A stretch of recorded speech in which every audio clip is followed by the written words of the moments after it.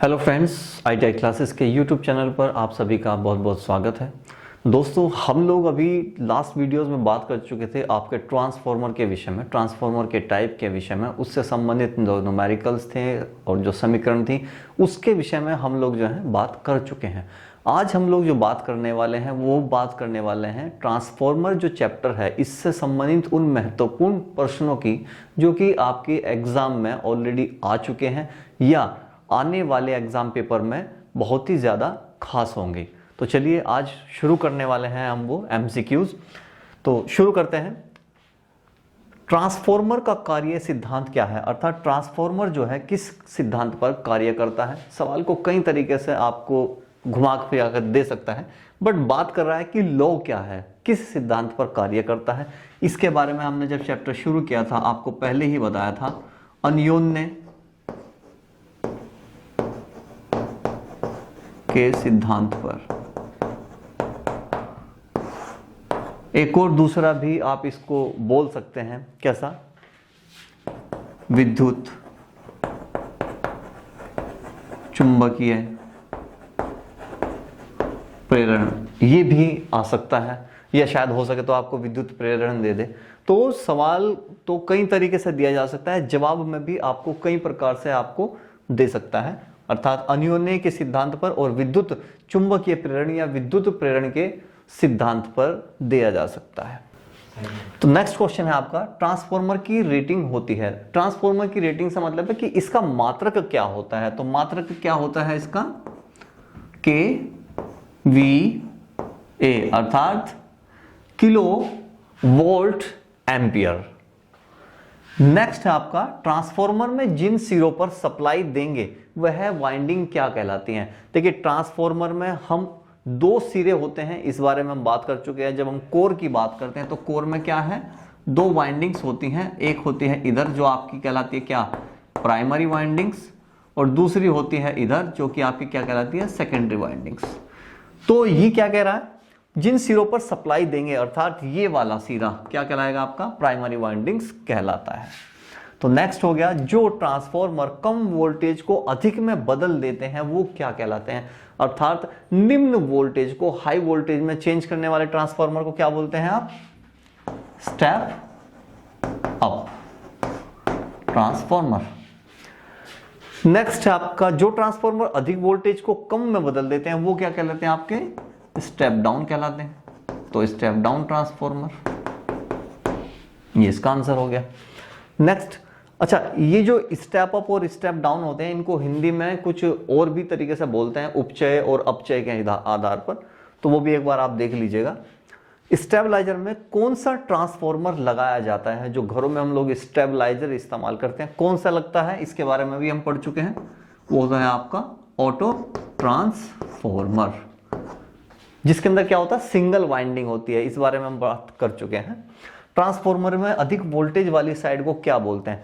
अब ट्रांसफॉर्मर के अंदर दो साइड होती हैं, एक तो होती है आपकी प्राइमरी वाइंडिंग, दूसरी होती है secondary winding.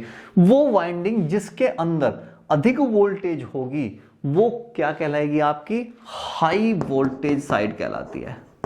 High voltage side, अब ये कोई सी भी हो सकती है, हो सकता है प्राइमरी हो या फिर सेकेंडरी हो सकती है, वो डिपेंड करता है आपका ट्रांसफॉर्मर किस तरह का है, स्टेप डाउन है या स्टेप अप है।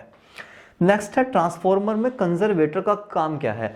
हमने लास्ट वीडियो में बात की थी, ट्रांसफॉर्मर के ऊपर जो होता है एक बॉक्स टाइप का बना होता है जो सिलेंड्रिकल फॉर्म में होता है, ये क्या कहलाता है, कंजर्वेटर कहलाता है। कंजर्वेटर का काम क्या होता है, इसके अंदर आधे लीटर यानी कि आधी सतह तक क्या होता है, एक ट्रांसफॉर्मर ऑयल भरा होता है। उसका काम क्या होता है, वो काम करता है, देखिए कंजर्वेटर क्या काम करेगा, कंजर्वेटर ये काम करेगा कि ट्रांसफॉर्मर के अंदर जो ऑयल भरा हुआ है इसको क्या करता है, अगर यहां तक मेरा ऑयल भरा है तो इसको ऊपर ले जाएगा और नीचे लाने के लिए क्या देता है, स्पेस देता है। अर्थात जो अंदर ट्रांसफॉर्मर का ऑयल भरा है उसके प्रसार एवं संकुचन के लिए क्या है, स्थान प्रोवाइड कराता है। तो समझ जाइएगा, आपके ऑप्शन में अगर कहीं इस तरह दिया हो कि फैलना और सिकुड़ने से संबंधित कोई भी आपका जवाब दिया हो तो वो इसका जवाब होगा। नेक्स्ट आपका केवल एक वाइंडिंग वाला ट्रांसफार्मर क्या कहलाता है, इसके बारे में अभी मैंने बताया आपको। ऑटो ट्रांसफार्मर जो होते हैं वो कहलाते हैं सिंगल वाइंडिंग वाले, तो आंसर हो जाएगा ऑटो ट्रांसफार्मर इसका भी। नेक्स्ट है ओपी वोल्टता यानी कि आउटपुट वोल्टता के आधार पर ट्रांसफार्मर के प्रकार होते हैं। कितने प्रकार के होते हैं? जब हमने बात की थी टाइप्स के विषय में ट्रांसफार्मर के, तो उनमें सबसे पहला हमने बताया था कि जो आउटपुट है उसके आधार पर कि कितना आउटपुट आपको चाहिए, उच्च चाहिए कि निम्न चाहिए, उसके आधार पर हमने ट्रांसफार्मर की बात की। तो हमने बताया था कि ये दो प्रकार का होता है, पहला होता है आपका स्टेप अप और दूसरा होता है आपका स्टेप डाउन। तो यानी कि हो गए कितने, दो प्रकार के हो गए। पहला हो गया आपका स्टेप अप ट्रांसफार्मर, दूसरा हो गया स्टेप डाउन ट्रांसफार्मर। ट्रांसफार्मर के ब्रीथर में प्रयुक्त रासायनिक पदार्थ है, इसके विषय में भी हमने लास्ट वीडियो में बात की थी कि जो ट्रांसफार्मर होता है उसके साथ कंजर्वेटर होता है, उसी के साथ में लगा होता है क्या, एक ब्रीथर लगा होता है। इस ब्रीथर का काम क्या होता है, इसके अंदर भरा होता है क्या, एक जेल भरा होता है। और ये जेल कौन सा होता है, ये होता है कौन सा, सिलिका जेल। सिलिका जेल होता है जिसका कलर जो होता है, देखिए इसके कलर पे भी कई बार कई कंट्रोवर्सी है, होता है कि कई बार इसको व्हाइट भी बताते हैं, कभी कभी इसको ब्लू भी बताते हैं। तो रियल में लेकिन होता क्या है, इसका कलर होता है आपका व्हाइट होता है, या फिर लाइट पिंक भी आप इसको बोल सकते हैं, लाइट पिंक भी होता है, गुलाबी रंग का भी होता है, ठीक है। जब ये प्योर फॉर्म में होता है तो इस कलर का होता है, लेकिन जैसे ही ये नमी को सोख लेता है तो कैसा हो जाएगा, नीला हो जाता है, तो चेंज हो जाता है इसका कलर। तो रासायनिक पदार्थ कौन सा, सिलिका जेल यूज करते हैं। ट्रांसफार्मर कोर के लिए उपयुक्त पदार्थ होता है। इसने कहा कि ट्रांसफार्मर के कोयल के लिए बेस्ट जो पदार्थ है कि किससे आप कोर बनाएं ताकि उसके अंदर जो होते हैं, जो क्या होता है, ऊष्मा का जो ह्रास होता है वो कम से कम हो। तो इसके बारे में भी हमने आपको बताया था कि किस चीज का बना होता है, ये सिलिकॉन स्टील बोलते हैं इसको, कुछ जगह पर इसको इस्पात भी बोलते हैं, सिलिकॉन इस्पात भी बोलते हैं, कुछ जगह सिलिकॉन स्टील बोलते हैं, कुछ जगह पर इसको फौलाद भी बोलते हैं, फौलाद, क्योंकि स्टील ही हिंदी में क्या है आपका फौलाद कहलाता है। तो आपकी जो कोर है वो बेस्ट होती है कौन सी, सिलिकॉन स्टील की, या फिर सिलिकॉन इस्पात की, या फिर सिलिकॉन फौलाद की, ये होती है, ताकि इसके अंदर क्या है, हीटिंग इफेक्ट कम होता है। ट्रांसफार्मर का उपयोग किसके मान को परिवर्तित करने के लिए करते हैं, ये तो आप शुरू से ही पढ़ रहे हैं कि ट्रांसफार्मर का काम क्या है। इसका काम है वोल्टेज को अप एंड डाउन कर देना, अर्थात वोल्टेज के मान को परिवर्तित कर देना। तो आंसर हो जाएगा वोल्टेज। लास्ट है कॉपर लॉस, वो लॉस है जो डैश के कारण पैदा होता है। अब कॉपर लॉस जो होता है इसके बारे में भी मैंने आपको बताया था कि दो प्रकार के लॉस होते हैं, उनमें से एक कॉपर लॉस होता है। और कॉपर लॉस, कॉपर होता कहाँ है ट्रांसफार्मर के अंदर, वाइंडिंग में होता है, और वाइंडिंग के अंदर क्या होता है, विद्युत का प्रवाह होता है। तो लॉस कहाँ होगा, कॉपर का लॉस होगा यानी कि वाइंडिंग्स के अंदर। और वाइंडिंग्स के अंदर क्यों होगा, क्योंकि उसके अंदर क्या है, करंट का फ्लो हो रहा है। तो कॉपर लॉस वो लॉस है जो कि, यहां क्या लिख देंगे आप, यहां लिखेंगे आप वाइंडिंग, वाइंडिंग के कारण यानी कि पैदा होता है, वाइंडिंग की वजह से। अगर वाइंडिंग के अंदर आपका जो आपने लगाया है, कॉपर जो आपका लगा है, उसके अंदर यदि हीटिंग इफेक्ट हो रहा है, कोयल का जो हीटिंग इफेक्ट है उसकी वजह से ही क्या है, कॉपर लॉस होता है। तो वाइंडिंग यानी कि कौन सी वाइंडिंग, ये हो गई आपकी कोयल की जो वाइंडिंग होती है, उसकी वजह से हीटिंग इफेक्ट आता है। तो आपको ऑप्शन में जो मिलेगा वो मिलेगा आपको क्या, वाइंडिंग मिलेगा, कॉपर वाइंडिंग मिलेगा। तो उसकी वजह से जो है कॉपर का लॉस होने लगता है, क्योंकि वो क्या है, आपकी कॉपर की जो वाइंडिंग है वो धीरे धीरे क्या होती है, गर्म होने लगती है। चलिए कुछ और क्वेश्चंस हल करते हैं। क्वेश्चन नंबर 15 से शुरू करते हैं। वोल्टेज तथा ट्रांसफार्मर के टर्न्स के बीच में क्या संबंध होता है, यानी कि आपकी वोल्टेज और ट्रांसफार्मर के टर्न्स, इसका मतलब क्या हुआ, वोल्टेज को हम किस चीज से दर्शाते हैं, यहाँ ई से दर्शाते हैं, और नंबर्स ऑफ टर्न्स को एन से शो करते हैं। तो हम किस चीज से दर्शाते हैं इसको, एक होता है आपके पास में E secondary oblique E primary is equal to N secondary oblique N primary. K is equal to एक फॉर्मूला है आपके पास में, ये होता है K is equal to ES oblique EP, अर्थात ये क्या है आपका सेकेंडरी का जो आपका विद्युत वाहक बल होगा वो, और यहाँ यानी कि वोल्टेज जो सेकेंडरी की होगी ये प्राइमरी की voltage is equal to secondary के जो नंबर्स हैं और जो आपके प्राइमरी के टर्न्स के नंबर्स होंगे वो। तो इस फॉर्मूले के बिहाफ पे आप जो है उसको शो करते हैं। ट्रांसफॉर्मर के कोर लॉस का निर्धारण किसके उपयोग द्वारा किया जाता है? ट्रांसफॉर्मर का कोर लॉस का निर्धारण कौन सी विधि के द्वारा किया जाता है, यहां आपसे ये पूछा गया है। देखिए हमने बताया था कि दो प्रकार के लॉसेस होते हैं, एक कोर लॉस होता है और दूसरा आपका होता है कौन सा, कॉपर लॉस होता है। तो कोर लॉस का मतलब क्या हुआ, जो कोर आपकी बनी है किस चीज की, यानी कि आपके लोहे सिलिकॉन आयरन की बनी हुई है, तो उसके अंदर कितना लॉस हुआ है अगर मुझे ये फाइंड आउट करना हो तो मुझे करना पड़ता है एक क्या, ओपन सर्किट मेथड। क्या है, ओपन सर्किट एक मेथड है जिसके द्वारा जो है मैं कोर के लॉस का पता लगा लेता हूं। अगर आपसे कॉपर का कहे तो आप क्या कहेंगे, क्लोज सर्किट हो जाता है। तो क्लोज सर्किट के द्वारा आप कॉपर का पता लगा सकते हैं, वाइंडिंग्स का। ट्रांसफॉर्मर की टैपिंग सामान्य रूप से में दी जाती है। देखिए ट्रांसफॉर्मर के अंदर दी जाती है आपको टैपिंग वाला, हमने बताया भी था जब हमने पार्ट्स की बात की थी, तो वहां पे एक क्या था, टैपिंग होता है ट्रांसफॉर्मर के अंदर। तो ये कहना चाह रहा है कि टैपिंग जो होती है ट्रांसफॉर्मर के अंदर किस साइड होगी, ये कौन सी साइड में होगी। तो मैं इसको ये कहूंगा, देखिए आपके ऑप्शन पर डिपेंड करता है, हो सकता है आपसे ऑप्शन में किसी दूसरे तरीके से पूछ रहा हूं, लेकिन यहां क्या पूछा है कि टैपिंग सामान्य रूप से किस ओर दी जाती है। तो या तो आपसे ऑप्शन में ये भी कह सकते हैं कि जिधर सेकेंडरी वाइंडिंग होगी, अर्थात जिधर से जो है लोड होगा उधर की तरफ आपको केवी देगा, और वो केवी कह रहा हूं सॉरी, कि आपको टैपिंग देगा, या तो उधर होगा। और या फिर ये भी कह सकता है कि जिधर लो वोल्टेज होगी उधर की तरफ वो टैपिंग देगा। क्यों टैपिंग की जरूरत क्यों है, क्योंकि जहां लो वोल्टेज है उसको लो वोल्टेज को क्या कर देगा, टैपिंग घुमाते अगर जाएंगे तो आप उसको लो वोल्टेज से हाई वोल्टेज में चेंज कर देते हो। जाहिर सी बात है ये काम करता कौन है, आपकी सेकेंडरी वाइंडिंग का ये काम होता है। तो यहां की अगर मैं बात करूं तो यहां मैं क्या कहता हूं, लो वोल्टेज की साइड में क्या होती है, टैपिंग दिया जाता है, या फिर मैं इसको दूसरा आपको बोल सकता हूं कि सेकेंडरी वाइंडिंग की साइड में ये दिया जाता है।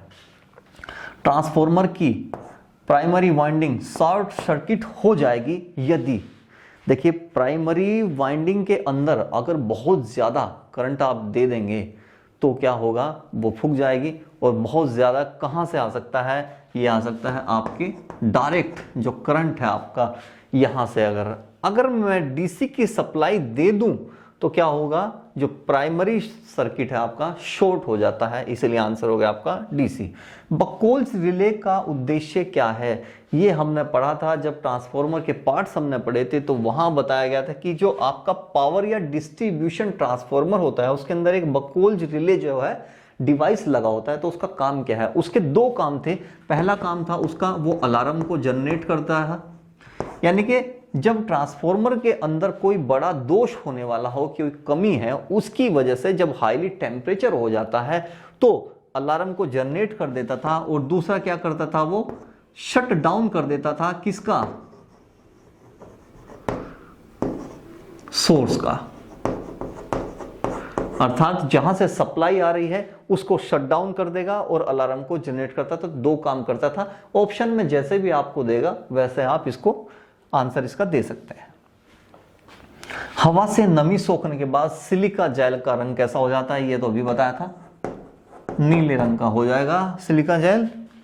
ट्रांसफॉर्मर के परिवर्तन अनुपात के लिए सूत्र दिया है, तो के का एक सूत्र हमने दिया था। के का सूत्र ये रहा आपका, के का सूत्र।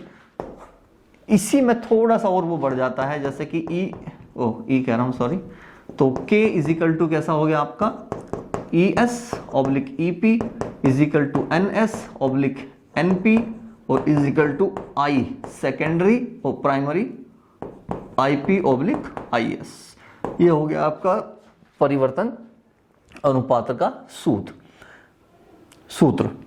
एक सिंगल फेज ट्रांसफॉर्मर का EMF समीकरण क्या है, ईएमएफ के बारे में हमने बात की थी, ईएमएफ की समीकरण भी हमने आपको कराई थी और इससे संबंधित न्यूमेरिकल्स भी हमने कराए थे। तो ईएमएफ की जो समीकरण थी वो आपकी समीकरण क्या थी, वो थी 4.44 इंटू 5 इंटू एन इंटू किसका, एरिया की भी बात की थी, ठीक है, और फ्रीक्वेंसी की भी बात की। तो लगभग ये इस तरह की आपकी समीकरण आपके ऑप्शन में दी होगी, तो समझ जाइएगा कि ईएमएफ की समीकरण आपको दी है जहां पर 4.44 इंटू 5 इंटू एन इंटू ए इंटू एफ दिया गया होगा। हो सकता है इसमें आपको 5 या ए ये ना दे और बाकी का दे दे, लेकिन समीकरण आपकी 4.44 से ही होगी।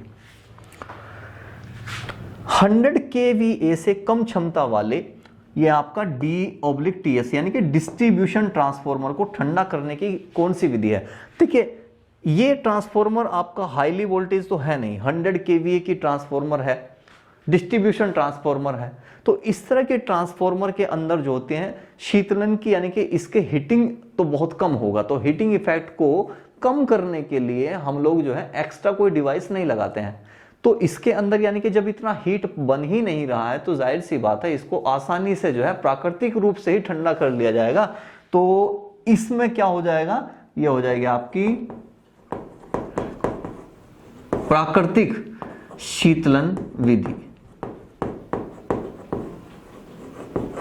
तो प्राकृतिक शीतलन विधि के द्वारा 100 kVA से कम क्षमता वाले जो ट्रांसफार्मर हैं उनको कम ठंडा किया जाता है। ट्रांसफार्मर की प्राइमरी तथा सेकेंडरी वोल्टेज के बीच फेज का अंतर होता है। देखिए जब कोयल को लगाया जाता है तो कोयल को कैसे लगाया जाता है ये तो आपको पता ही है। ऐसे अगर ये ऐसे लगती हैं, एक कोयल इस छोर पर है और दूसरी इस छोर पर है, तो दोनों के बीच में जो कोण बन गया कितना बन गया, 180 डिग्री। तो बात कर लीजिए कि ट्रांसफार्मर की प्राइमरी तथा सेकेंडरी वोल्टेज के बीच में कितना फर्क आ गया, प्राइमरी और सेकेंडरी के बीच में 180 डिग्री का अंतर होता है।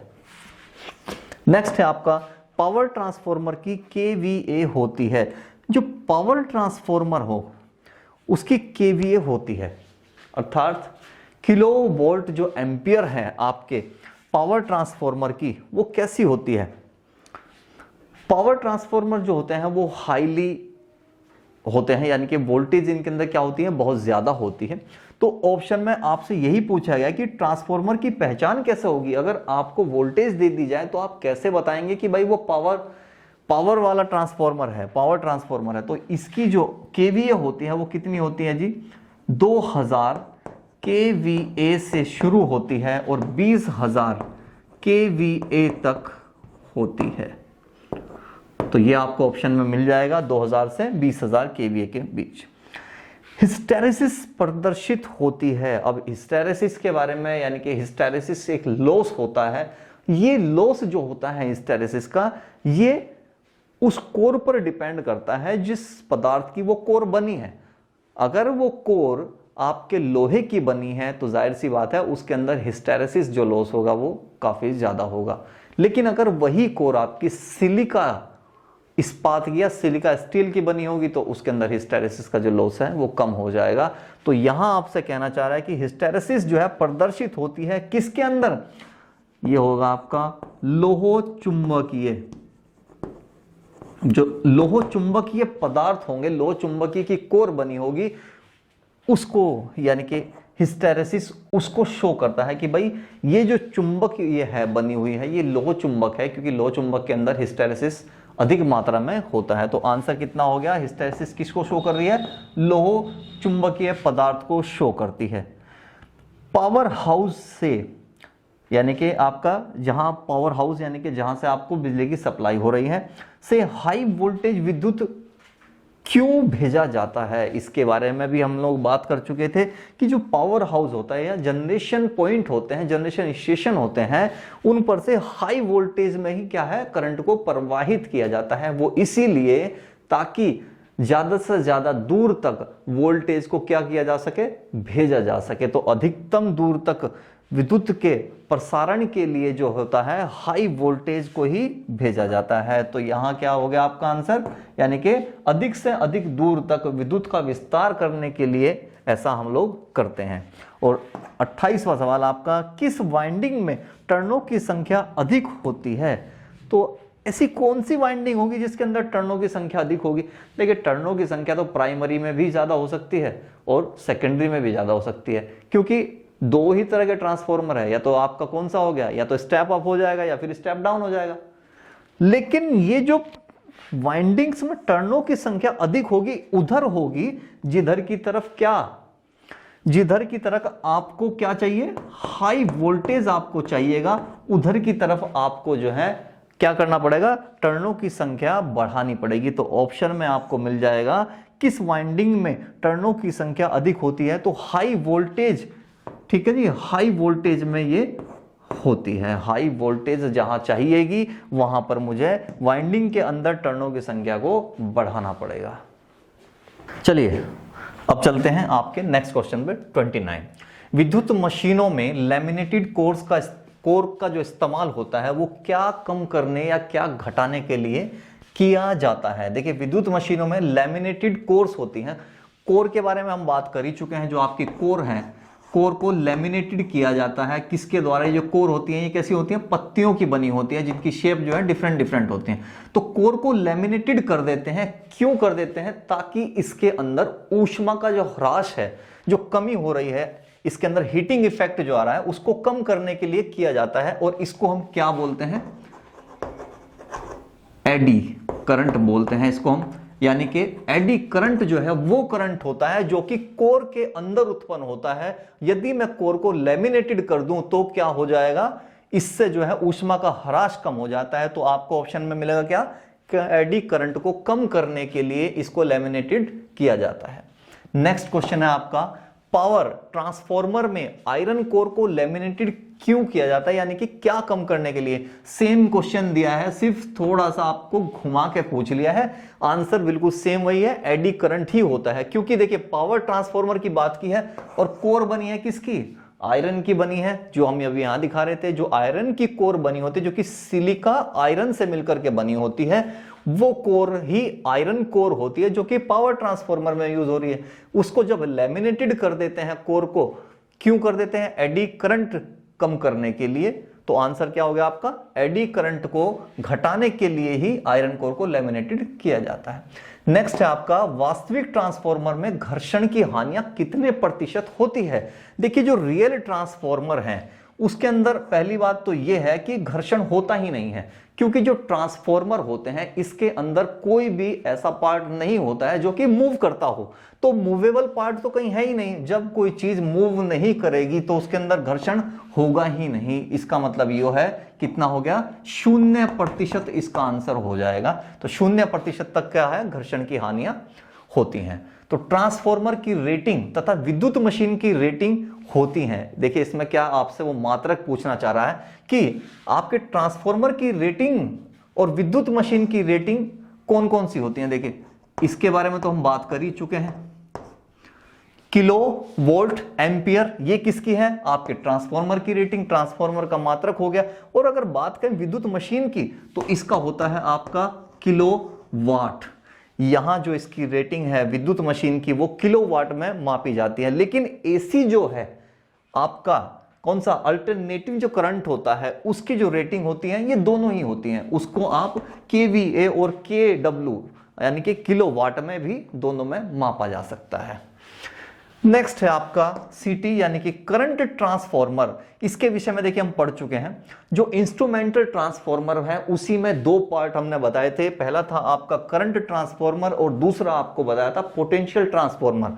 तो जो करंट ट्रांसफॉर्मर होता है इसके साथ किस यंत्र का उपयोग किया जाता है? हमने बताया था कि करंट ट्रांसफॉर्मर को यूज करते हैं किसी लिए, ताकि उच्च जो आपका करंट का फ्लो हो रहा है उसको हम कम कर देते हैं और उसके साथ में एक मीटर लगा देते हैं ताकि करंट को मापा जा सके। तो अब उस यंत्र का क्या नाम होगा जिसके द्वारा आप अपना करंट का फ्लो मापते हैं? वो कहलाता है आपका एमीटर। वो आपका क्या कहलाता है? वो यंत्र कहलाएगा आपका एमीटर। ट्रांसफॉर्मर ऑयल का क्या काम है, यानी कि जो अंदर उसके अंदर जो ट्रांसफॉर्मर के अंदर आपने एक फ्लूइड भरा है, फ्लूइड भी हमने दो टाइप का बताया था आपको, कौन कौन से थे, पहला था आपका खनिज ऑयल और दूसरा हमने एक और बात की थी जिसको हमने कहा था कि सिलिका ऑयल कहते हैं हम उसको। तो दो तरह के ट्रांसफॉर्मर फ्यूल होते हैं, दोनों का काम क्या है, दोनों का काम होता है कि अंदर जो कोर है और जो वाइंडिंग है उनकी वजह से जो टेम्परेचर बन रहा है ट्रांसफॉर्मर का, उसको क्या कर देता है, ये कम कर देता है। तो टेम्परेचर को लो करने के लिए ही आपके ट्रांसफॉर्मर ऑयल का यूज किया जाता है। नेक्स्ट है आपका ट्रांसफॉर्मर के अंदर कॉपर लॉसेस कहां होता है। देखिए हमने दो प्रकार के लॉसेस आपको पढ़ाए थे, एक हमने बताया था कि कॉपर लॉस होगा और दूसरा हमने बताया था कि कोर लॉस होगा। कोर लॉस के बारे में हम बात कर चुके हैं, कोर लॉस में एडी करंट होता है और जो कॉपर लॉस होता है उसके अंदर कौन सा होता है, हिस्टैरिसीस लॉस की हम बात कर रहे हैं। तो कॉपर लॉस होगा कहां, ये लॉस होगा आपके कहां, कॉपर में। और कॉपर कहां होती है, यानी कि वाइंडिंग में। अब वाइंडिंग तो आपकी दोनों हो सकती है, प्राइमरी वाइंडिंग भी हो सकती है और सेकेंडरी वाइंडिंग भी। तो आंसर आपका हो जाएगा ये कॉपर लॉस होता है आपकी वाइंडिंग में। और अगर आपको ऑप्शन में दोनों दिए हो तो आप इसमें दोनों पर आंसर अपना टिक करेंगे, तो वाइंडिंग के अंदर होता है। तो ट्रांसफॉर्मर में प्राइमरी और सेकेंडरी के बीच में इंसुलेशन प्रतिरोध होता है। देखिए प्राइमरी और सेकेंडरी जो आपकी कोर होती है उनके अंदर जो प्रतिरोध होता है वो इंसुलेशन कब होता है, अनंत पर जाकर।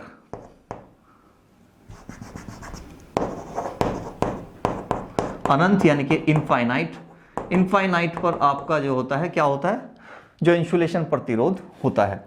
ट्रांसफॉर्मर किस सप्लाई पर कार्य करता है, इसके बारे में तो हम जब चैप्टर शुरू किए थे तभी हमने बात कर ली थी कि ट्रांसफॉर्मर के अंदर जो सप्लाई दी जाती है वो एसी की सप्लाई होती है, डीसी की सप्लाई नहीं दी जाती है। इससे संबंधित एक सवाल आपने अभी किया था, डीसी की सप्लाई क्यों नहीं दी जाती है, उसके बारे में भी आपको विस्तार से वीडियो में बताया गया है। आप चाहें तो उसको पूरी वीडियो आप देखेंगे तो वहां आपको पता लग जाएगा। आदर्श ट्रांसफॉर्मर यानी कि आइडल ट्रांसफॉर्मर की जो दक्षता होती है वो से अधिक होनी चाहिए, इसके बारे में भी हमने बताया था कि एग्जाम में हर बार इससे क्वेश्चन आपका पक्का पूछा जाता है। जो आपका यहां होता है 95% से लेकर के 98% तक आपकी जो होती है दक्षता किसी भी ट्रांसफॉर्मर की, अच्छे ट्रांसफॉर्मर जिसको आप बोलते हैं उसकी दक्षता आपके 98% से अधिक होनी चाहिए, तब जाके वो एक आइडियल ट्रांसफॉर्मर बनता है। देखिए अगर किसी ऑप्शन में, अगर आपसे ये सवाल ऑप्शन में पूछा जाए और ऑप्शन के साथ में आपको ऑप्शन दे 95%, 96%, 97% और 98%, तो आपका आंसर कौन सा होगा, 98% होगा। यानी कि जो भी आपके ऑप्शन में मैक्सिमम होगा वो आपका आंसर बन जाएगा इनमें से।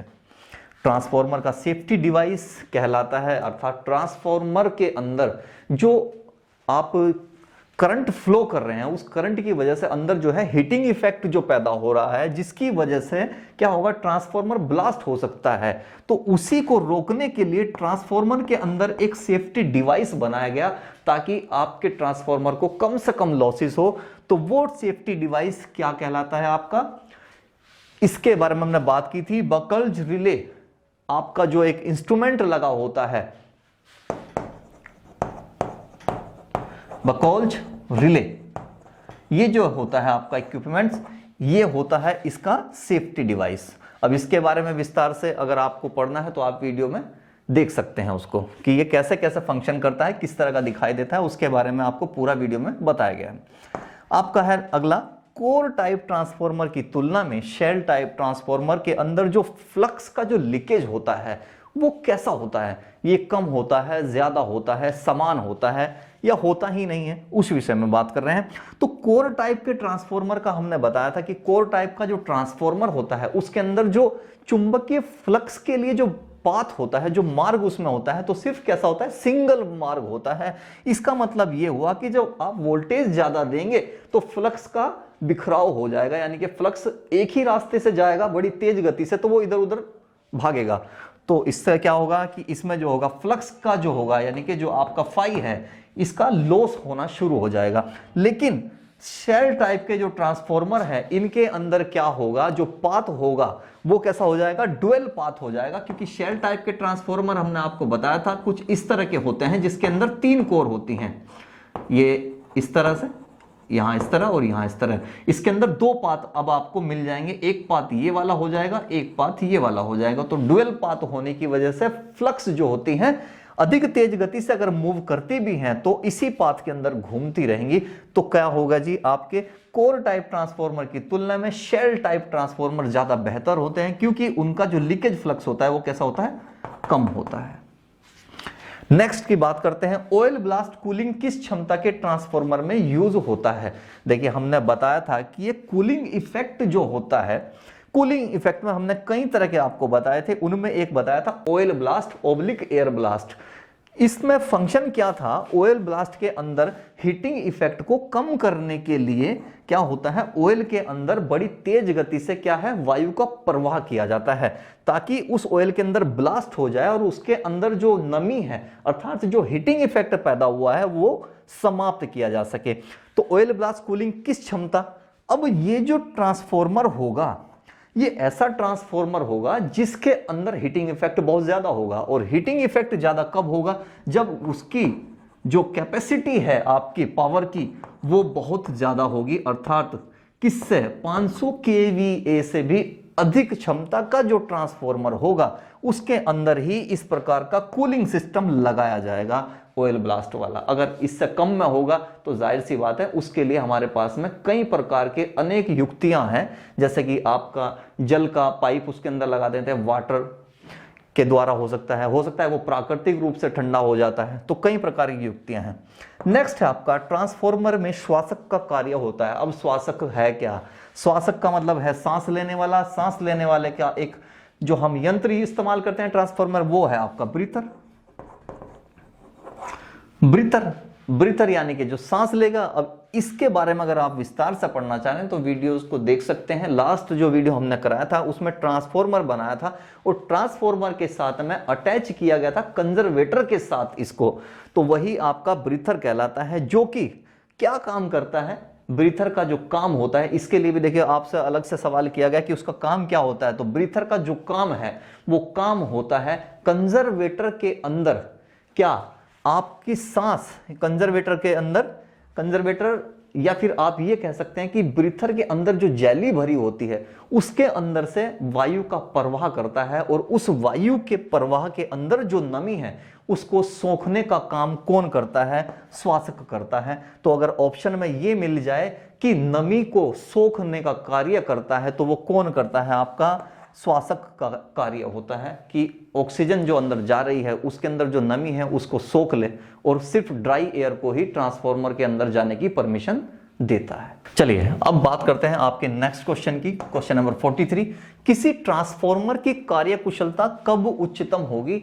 इसका मतलब ये हुआ कि कोई भी ट्रांसफॉर्मर कब बहुत अच्छे तरीके से कार्य करेगा, और अच्छे तरीके का कार्य का मतलब है कि जितनी पावर वो ले रहा है तो सही मायने में उतनी ही पावर का वो आउटपुट दे रहा है, जितना इनपुट है उतना ही आउटपुट है। तो वो कब होगा, ये तब होगा जब इसके अंदर जो आपका आयरन लॉस है और बराबर हो जाए किसके, कॉपर लॉस के। जब कॉपर लॉस और आयरन लॉस दोनों के दोनों बराबर हो जाएंगे तब किसी ट्रांसफॉर्मर के कार्य करने की जो क्षमता है वो उच्चतम हो जाती है, तो वो बढ़ जाती है। चलिए अब करते हैं आपका नेक्स्ट क्वेश्चन 44। ट्रांसफॉर्मर में प्राइमरी और सेकेंडरी पक्षों में क्या स्थिर रहता है। स्थिर रहता है कौन, आपका फ्रीक्वेंसी। इसके बारे में हम लोगों ने पहले ही पढ़ लिया था जब हम ट्रांसफॉर्मर की बात कर रहे थे, तो हमने उसी समय बताया था कि ट्रांसफॉर्मर के अंदर जो शुरू में प्राइमरी वाइंडिंग के अंदर करंट का फ्लो किया जाता है, जब इनपुट दिया जाता है तो जितना ज्यादा करंट प्रवाह होगा उतना ही ज्यादा क्या बनेगा, फ्रीक्वेंसी बनती है। तो फ्रीक्वेंसी जितनी बनेगी फर्स्ट प्राइमरी वाइंडिंग के अंदर उतनी ही आपकी सेकेंडरी वाइंडिंग में भी बनती हैं। तो फ्रीक्वेंसी का मतलब क्या हुआ कि जितनी फ्रीक्वेंसी होगी जिसको आप एफ से डिनोट करते हैं, जितनी प्राइमरी में है उतनी ही सेकेंडरी में भी बनती हैं। तो इनपुट और आउटपुट के अंदर फ्रीक्वेंसी का मान कैसा होता है, हमेशा दोनों का बराबर होता है। यदि ट्रांसफॉर्मर के कोयल मोटे तार के बना दिए जाएं, अब देखिए ट्रांसफॉर्मर के अंदर जो कोयल होता है वो होता है आपका कॉपर का। कॉपर का तार अगर आप मोटा ले लेंगे वाइंडिंग के दौरान तो उससे क्या होगा, उससे नुकसान होगा किसका, कॉपर लॉसेस। कॉपर लॉसेस ज्यादा हो जाएगा। उसकी वजह क्या है? उसकी वजह ये होती है कि एक फॉर्मूला आपके पास है V = I²R।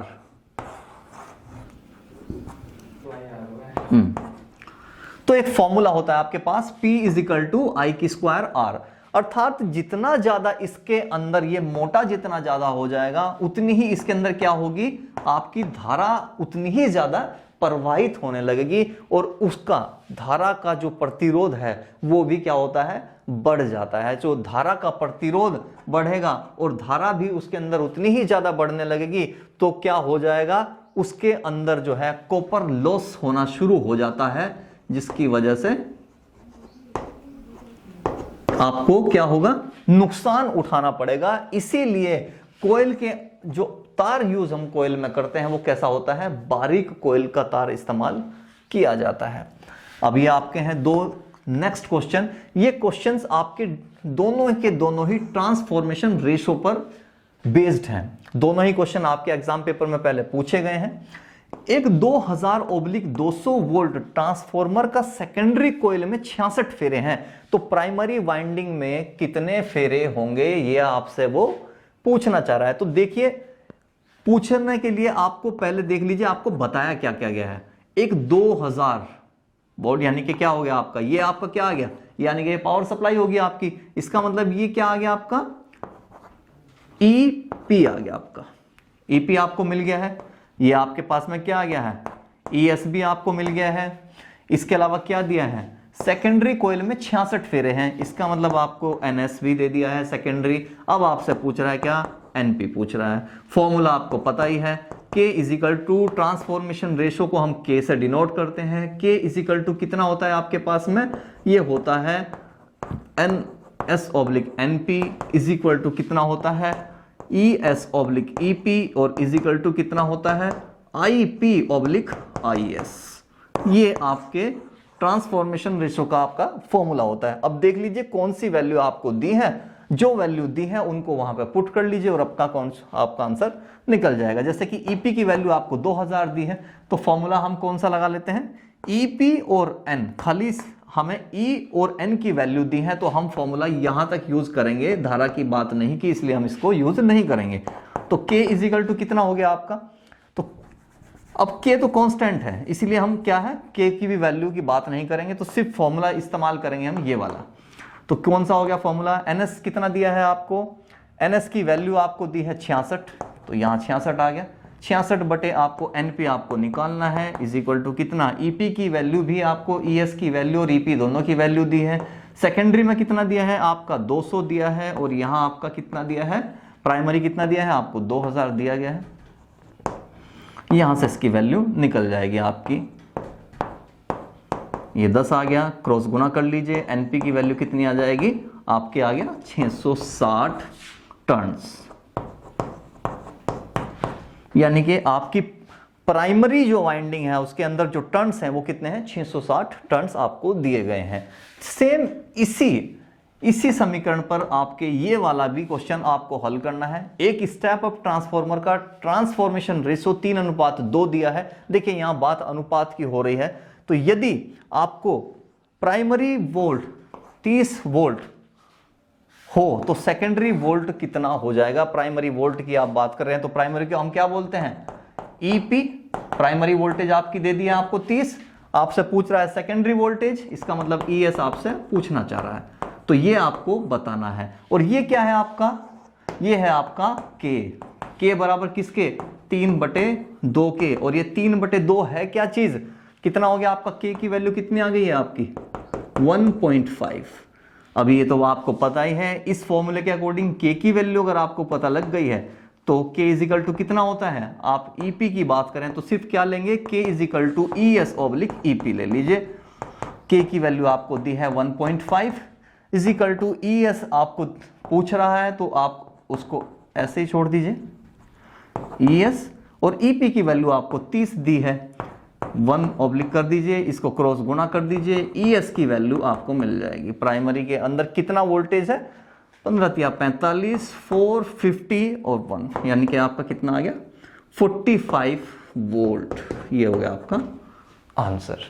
तो ये थे आपके इस ट्रांसफॉर्मर चैप्टर से बहुत ही जो महत्वपूर्ण क्वेश्चन है वो हमने आपके मैक्सिमम कवर करने की पूरी कोशिश की है। इसके अलावा यदि आपको कहीं भी कुछ ऐसा लगता है कि हाँ आपका कोई भी पॉइंट ऐसा है जो कि आपको क्लियर नहीं हुआ है, थ्योरी से रिलेटेड हो या फिर आपके न्यूमेरिक से रिलेटेड है, तो आप मुझे कमेंट बॉक्स में उसको लिख के बता सकते हैं, जिसका जवाब मैं आपको जो है आपके कमेंट्स बॉक्स में जरूर दूंगा। तो दोस्तों तब तक के लिए थैंक यू।